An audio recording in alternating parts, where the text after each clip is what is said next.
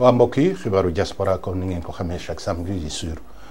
Jolof TV ñu koy réaliser en collaboration avec Yok Radio muy information yoo xam ne ñoo gën a fës ci doomu Sénégal yi nga xam ne ñoo nekk ci bitim réew tey nag dañuy commencé mbokk yi dem ci États-Unis waaw États-Unis yëg ngeen wax dëgg yàlla la fa xew ci africain ya fa dëkk yu mel ni sénégalais te nga xam ne suñ jógee wakaan dem Sénégal jógee Sénégal dem États-Unis dañ leen di def loolu ñuy wax discrimination ndax mbirum feebar boobu ñuy wax Ebola ci noonu la suñ benn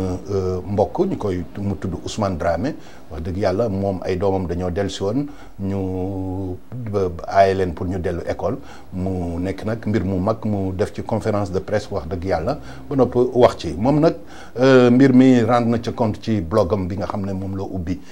ci Seneweb su ñu tapé Ousmane Dramé da ngeen ko gis muy jooytu nag wax dëgg yàlla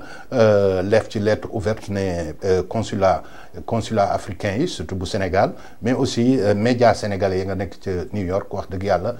joxuñ importance mbir moomu muy wax nag ne wax dëgg yàlla média New York yi muy média diaspora dañoo war di wax ci li nga xam ne foofu immigré yi dëkk la fa xew que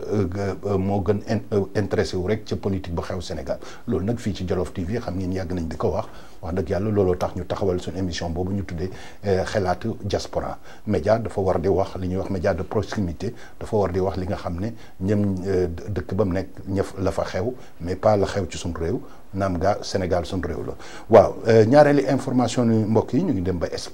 Espagne nag moom xam ngeen ne diggante mardi ci guddi ak mercredi ci suba wax dëgg yàlla 96 sénégalais refoulé nañ leen delloo leen Sénégal muy mbir mu doy waar wax dëgg yàlla muy mbir mu métti ndaxte wax dëgg yàlla immigré yi su ngeen gis ni ñuy duggee Espagne lu métti la te gouvernement africain yi duñ ci wax Union européenne ak pays européens ñoom lu leen neex rek la ñuy def mbir moomu mbokk yi war nañ ko saytu xoolaat ko waaw ci Italie nag mbokk yi xam ngeen li fi xew wax dëgg yàlla télévision bu mag boobu nekk France dañ tuddee que France 24 def na ci reportage ci suñ benn doomu sénégalais boo xam ne mu ngi football fii ci Italie ñu tuddee ko Babacar Xuma te muy joué ci équipe bi première division bi ñuy wax Fiorentina muy équipe bu nekk Florence waaw muy Fiorentina waaw moom nag wax dëgg yàlla gis nañ ne temps yi joueur bu am cote la fii ci Italie ndaxte ci équipe boobu muy Fiorentina moom moo nekk le meilleur marqueur ñàkkul ne fii ci Jolof TV bés dina am wax dëgg yàlla ñu dem rencontrer ko def reportage ci moom xam ngeen ne aussi am na beneen doomu sénégalais buy joué ci Inter ba noppi nag comme niñ ko mosoon wax ci suñ benn xibaaru diaspora benn jigéeni Sénégal métis la ñu tudd Valentina Diouf nekk moom it joueuse bi gën a aay ci équipe nationale bu volleyball bu Italie waaw mbokk yi donc toujours ci mbirum sport la ñuy resté en France xam ngeen ne kooku ñuy wax Willy Sagnol waaw muy entraîneur yi Bordeaux wax ji ñaaw ci mu wax ci joueur africain yi ne doole rek lañ am waaye xel amuñ ko ba ci noonu Pape Diouf moom mi nga xam ne doomu Sénégal la yàgg France te yëngoo nekkoon président Marseille moom sax dafa lancé ne joueur africain yi nañ grève ndax ci wax ju ñaaw jooju mbokk yi France moom comme niñ ko yàggee wax fii ci Jolof TV wax dëgg yàlla mbirum racisme moom mu ngi fay gën di mag suñ seet la nekk kooku di Marine Le Pen moom moo nekk wax dëgg yàlla parti bi gën a mag foofu ca France muy mbir mu doy waar mbokk yi ñu delluwaat ci États-Unis nag suñ xarit journal collègue suñ doomu ndey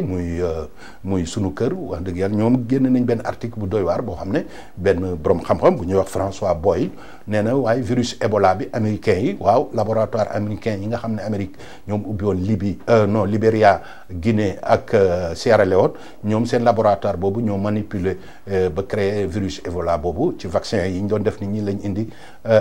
feebar boobu muy mbir mu doy waar loolu tamit mbokk yi wax dëgg yàlla comme mos nañ ko wax ci xelaatu diaspora ne Ebola dafa mel ni mbir mu nit ñi créé suñ demee nag ba borom xam-xam boobu ñuy wax François Boyle te su ngeen demee ci sunukër.com da ngeen gis article bi interview bi nga xam ne moom lañ ko defal waaw mbokk yi xanaa ñu jeex la rek dellu si fii ci Italie waaw foofu ci Mak FM ci émission bi ñu tuddee nuyoo te man Baye Diouf mi doon ko di ko animer chaque samedi ñu ngi doon waxtaan ci mbirum défense des consommateurs surtout nag les consommateurs émigrés waaw parce que ñun ñuy tukki ñun doomi Sénégal yi nekk ci bitim réew xam ngeen war nañ am dañuy consommer waaw parce que dañuy yónnee xaalis mais aussi dañuy participer ci économie sénégalaise bi waaw mbir mu doy waar mbirum wàllum défense des consommateurs des immigrés war nañ ko boolee ci défense des consommateurs ndaxte su ñuy seetloo rien que pour le téléphone rek li ñuy wax appel entrant gis ngeen la ca xewoon mais aussi képp ku oote Sénégal même su la kenn décroché wul 30 centimes dinañ la ko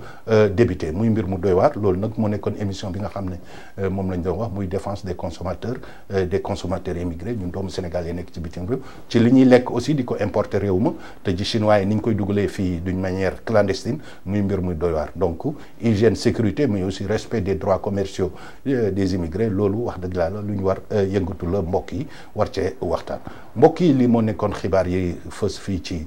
Jolof TV ñu indi leen ko di leen jox rendez-vous semaine prochaine jërëjëf